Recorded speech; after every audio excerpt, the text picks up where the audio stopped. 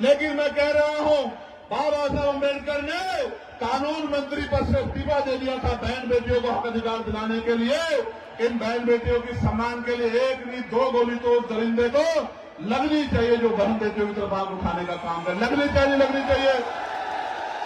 प्यारे साथियों, आज महंगाई ने कमर तोड़ दी है। मेरे आज भी याद है 2004-05 में सोना 10,000 रुपए हुआ करता था। आज कितना है?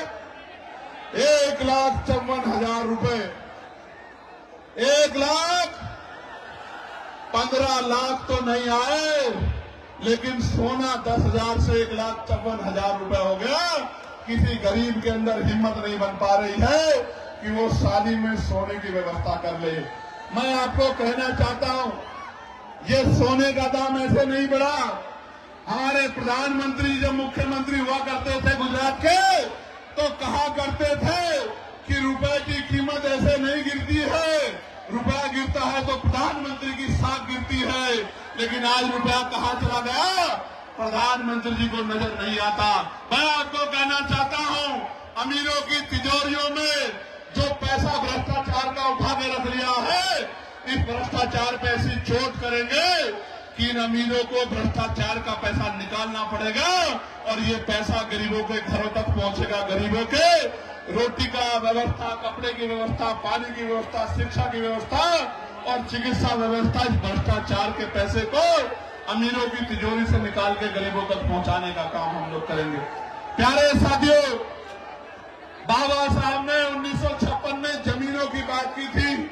मैं आपके सामने कहना चाहता हूं, पुरानी सरकारों ने जितनी जमीन दी थी गरीबों को, अति पिछड़ों को, दलितों को, चुन चुन के उन जमीनों को छीनने का काम सरकार कर रही है। असामी पट्टे हो या सीलिंग वाले पट्टे या कोई और पट्टे, सारे पट्टों को लगातार पिछड़े मुसलमानों को जो जगह थी छीनने का काम कर रही है।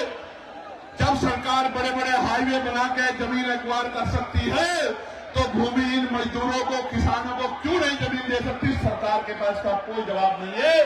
और जिन्होंने 70 साल में घर बना के जो लोग रह रहे हैं, जैसे मथुरा में एक बस्ती को उजाड़ने का काम सरकार करने की बात कर रही है, जहां गरीब, दलित, वाल्मीकि समाज के लोग रह रहे हैं। मैं सरकार को चेताना चाहता हूं, अगर आप गरीबों के घर छीनने का काम करोगे मथुरा में या पूरे प्रदेश में, या उनकी जमीन छीनने का काम करोगे, हम आपकी कुर्सी छीन लेंगे। मेरी बात को याद रखना, ये गरीब आपको सबक सिखाएंगे।